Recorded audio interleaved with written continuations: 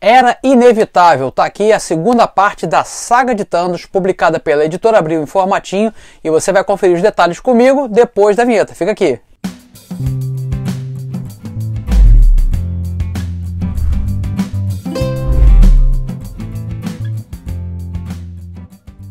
Fala aí, jovens, bem-vindos de volta ao Museu dos Quadrinhos do curso Gico HQ, o curso mais irado desse quadrante da galáxia. Se você quer estudar desenho comigo, aqui nessa cartela você vai saber os detalhes de como funcionam as aulas online. Se você de repente gostava de estudar desenho quando era criança ou mais jovem, de repente parou, quer retomar esse hábito super saudável e relaxante, entra aqui na cartelinha e dá uma olhada aqui na descrição do vídeo. Tem mais detalhes aí se você gosta de desenhar nesse estilo de super-heróis, cartoon ou mangá.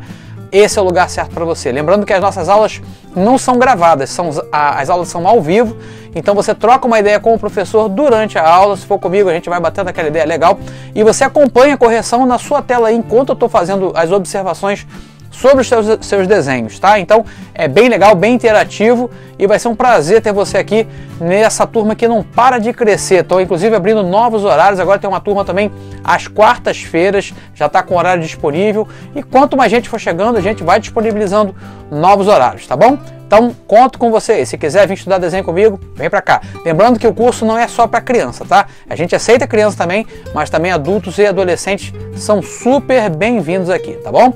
Mas chega de disclaimer e vamos pro vídeo de hoje. Vocês lembram que eu já falei sobre o primeiro tomo da saga de Thanos? Se você ainda não lembra ou não viu esse vídeo, dá uma olhada nessa cartela aqui, que aqui estão os detalhes desse primeiro programa. Lembrando que a saga de Thanos foi uma minissérie em 5 números, lançada pela Editora Abril na década de 90, e eram edições bimestrais nesse almanacão bem maneirinho aqui, que saiu ao preço na época, não sei, de 7.700 cruzeiros. Olha aí, hein? Dá para comprar um pão. Mas vamos lá.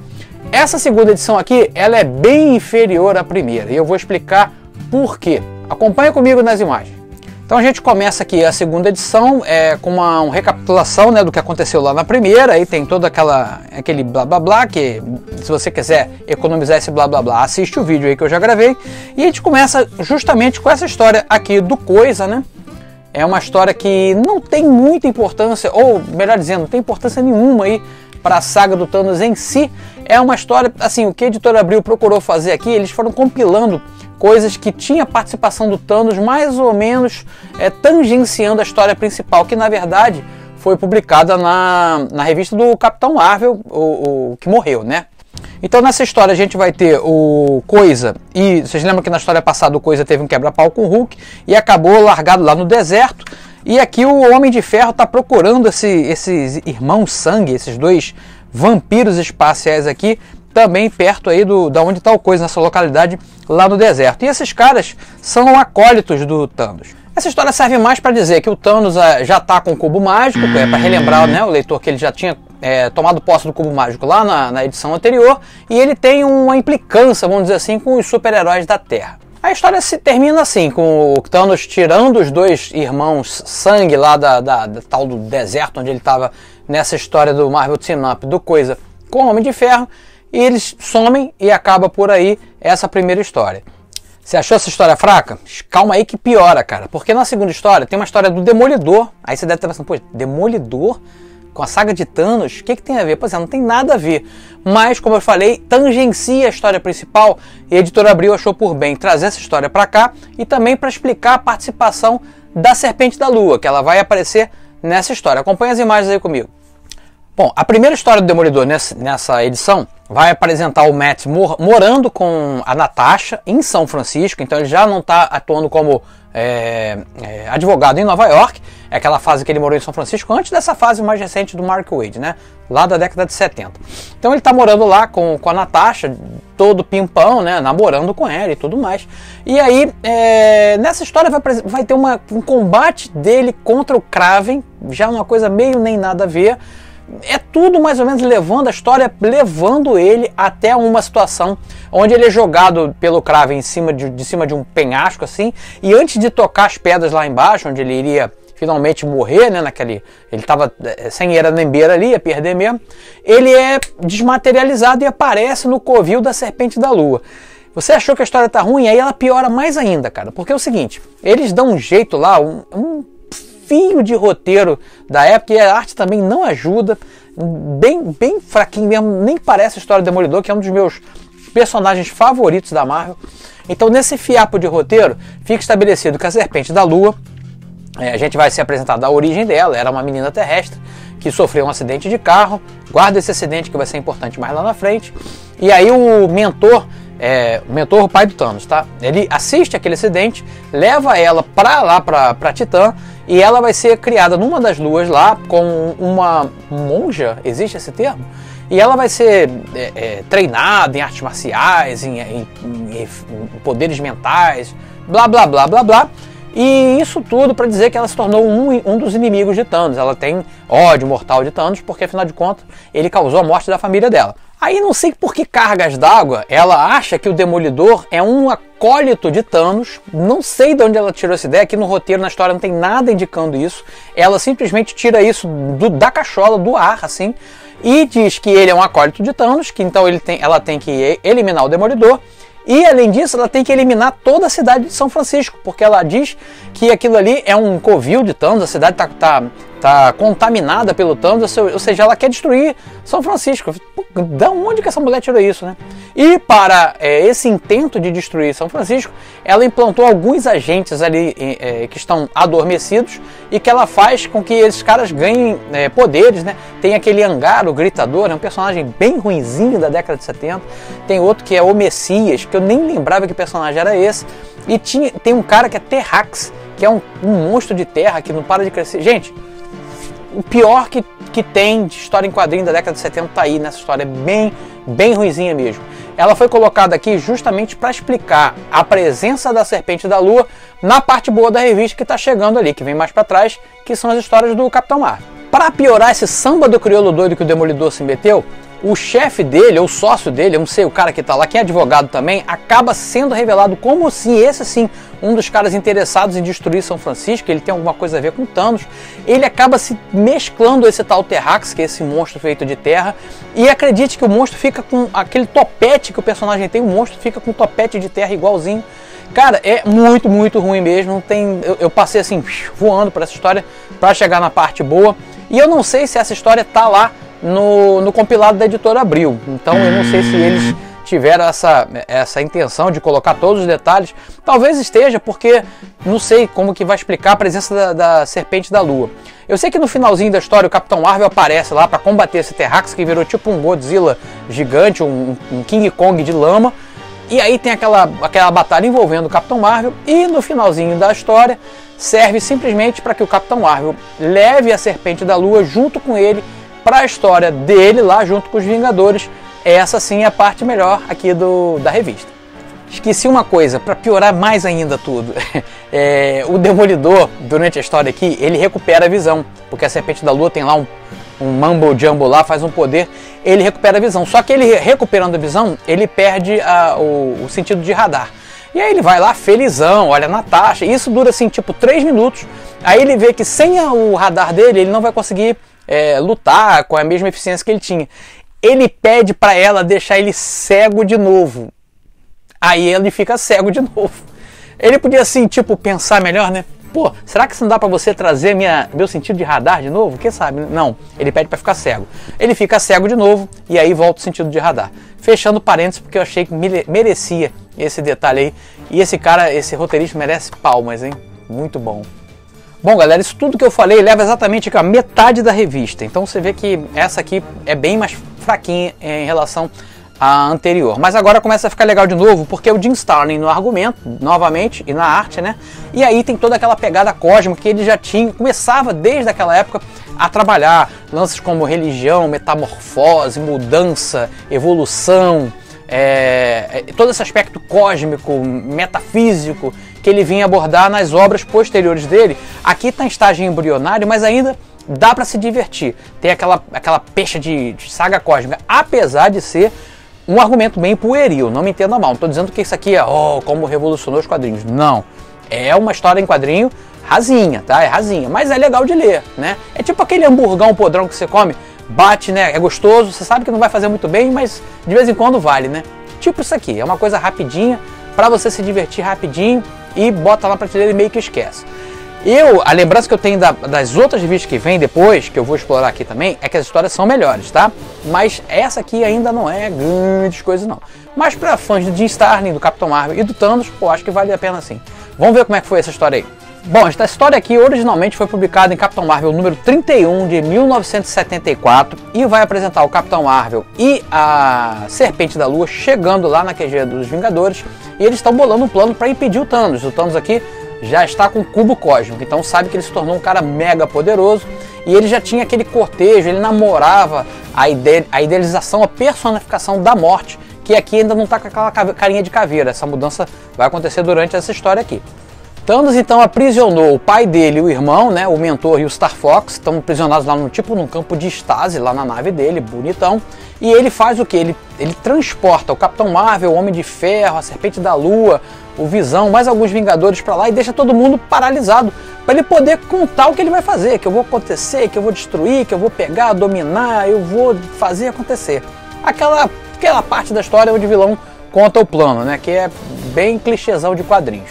Bom, só que ele não contava com o seguinte: o Capitão Marvel vai lá com toda a sua força de vontade, junta os braceletes e ele troca de lugar com o Rick Jones. Ao fazer isso, ele quebra aquele campo de estase do Thanos.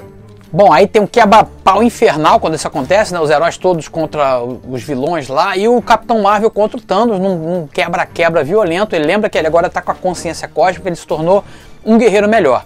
Mas o Thanos está com o cubo cósmico e ele faz o que, cara? Ele, usando toda a sua força de vontade e os poderes do cubo cósmico, ele se transforma num deus. Ele se intitula o Deus Thanos. E assim termina a primeira história do Capitão Marvel aqui nessa revista. Na segunda história do Capitão Marvel, o Thanos já está então com essa pecha aí de Deus, né? O Deus Louco, que é o nome da história, e ele resolve, só de brincadeira, porque agora ele pode fazer o que ele quer, ele cria uns construtos feitos assim do nada, assim, saindo do solo, para combater os heróis. Está lá o Drax, o Destruidor, o Homem de Ferro, o Capitão Marvel.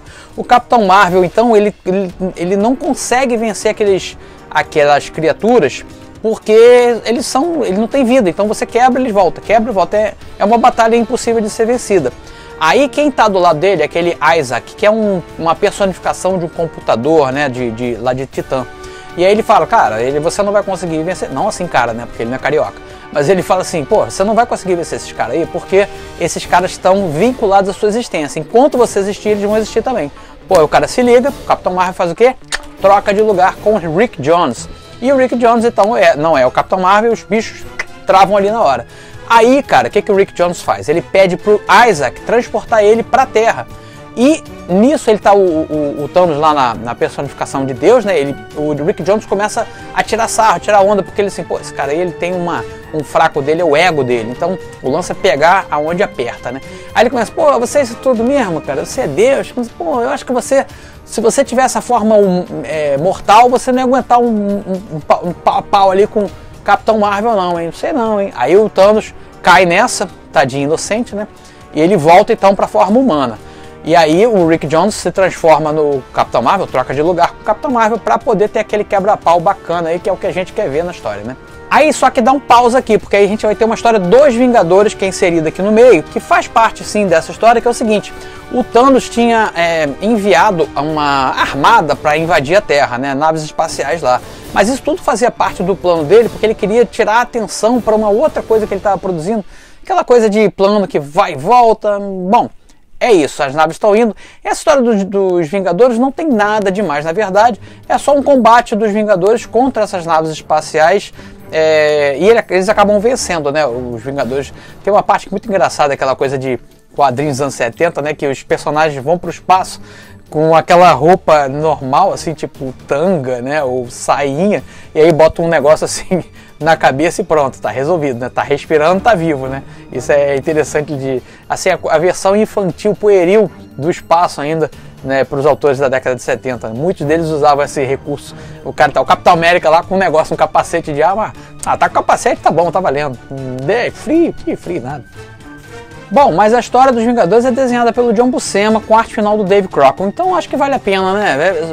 É divertido, é rapidinha, né? Uma história que nem a Editora Abril deve ter cortado umas 5, 6 páginas aqui, então tudo bem. Mas é só isso mesmo, os caras contra a armada de Thanos. Depois a gente volta lá pro Capitão Marvel e aí tem a última parte dessa publicação aqui, que é a batalha final do Capitão Marvel contra o Thanos. Bom, aquela distração que o Thanos se referia lá, dos Vingadores lutando contra a armada dele que tá vindo, era o seguinte, cara, ele tá tão poderoso que ele deslocou os Vingadores para um universo paralelo, idêntico ao nosso, e deixou o Capitão Marvel nesse universo onde o Thanos, ele queria combater ali o Capitão Marvel assim, na forma de Deus.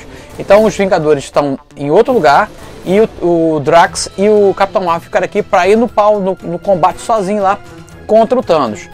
Aí a Mantis, que está lá com os Vingadores, consegue projetar a mente dele para cá, para essa realidade onde está o Capitão Marvel, e fala para ele o seguinte, cara, ó, conseguimos constatar que o cubo cósmico não está sem poder, como o Thanos falou. Olha o plano do Thanos, hein? Esse Thanos dos quadrinhos não é esperto igual do cinema, não. Ele, para tirar a atenção assim, do cubo cósmico dos Vingadores, ele pegou e jogou o cubo cósmico fora, assim, no lixo, dizendo que aquilo não tinha mais poder nenhum, e o poder tinha passado todo para ele. Mas não era bem verdade, ele estava sugando o poder ali do cubo cósmico remotamente, mas o poder dele vinha direto de lá. A Mantis fala isso pro Capitão Marvel, falando o seguinte, cara, o segredo então é você destruir o cubo cósmico, que aí você vai acabar com o Thanos, já que eles dois fazem parte da mesma frequência, vamos dizer assim. Esse é o plot. Bom, aí a gente vai ter esse quebra-pau do Drax com o Thanos, que vai ser praticamente impossível de vencer, o Drax e o Capitão Marvel e o Thanos. Aí ele vê que na forma assim, mortal, né, humana, vamos dizer assim, né, de carne e osso, ele não vai conseguir vencer, ele volta para a forma de Deus, e aí o cara fica atacando prédio, assim, do negócio, sabe, overpower demais, assim, em cima dos caras. Eles conseguem se escapar, se esquivar, e aí o Thanos deforma aquela realidade toda lá, fica um mundo todo deformado. Deixa eu ver se encontra aqui, ó, repara aí na arte, mas eu vou mostrando aqui também para vocês, fica tudo doido, assim, tudo torto. A realidade distorcida. E aí o Capitão Marvel, aí ele fala assim, você, nesse mundo louco que eu criei, você não vai conseguir encontrar o cubo cósmico. E aí o Capitão Marvel fala assim, cara, mas você esqueceu, eu tenho a consciência cósmica. É cósmico para todo lado. Aí ele vai em cima do cubo usando a consciência cósmica, dá um karatê lá, e ele já meio que morrendo, tem uma sequência aqui bem legal, que ele tá morrendo e vai em direção ao cubo cósmico. Ele consegue, assim, no estertor final, ele destrói aquele troço. Quando ele destrói o cubo cósmico, tudo volta ao normal. Os Vingadores voltam para a realidade e o Thanos morre. Muitas aspas aqui no morre, tá? E aí assim acaba o segundo tomo da saga de Thanos, que eu vou continuar falando sobre a saga de Thanos se você quiser. É só colocar aqui no comentário e a gente prossegue, tá bom? Ó, eu vou ficando por aqui, mas não sem antes lembrar que o nosso canal agora tem uma programação a seguir. Então se liga na programação, você que está chegando agora, para você que já é assinante aqui do canal e ainda não está sabendo das mudanças, é bom sempre reforçar. Domingo tem Museu dos Quadrinhos, são os programas mais longos. Às terças-feiras tem os Drops, programas curtinhos de 3 minutos. Quarta-feira tem live de desenho, se você quiser trocar uma ideia comigo enquanto eu desenho, é quarta-feira no final da tarde. E sexta-feira tem o Edição de Colecionador, sempre uma edição importante, rara, folheada aqui, diferente do Museu dos Quadrinhos. Eu vou folheando com vocês e contando bastidores das histórias, tá bom?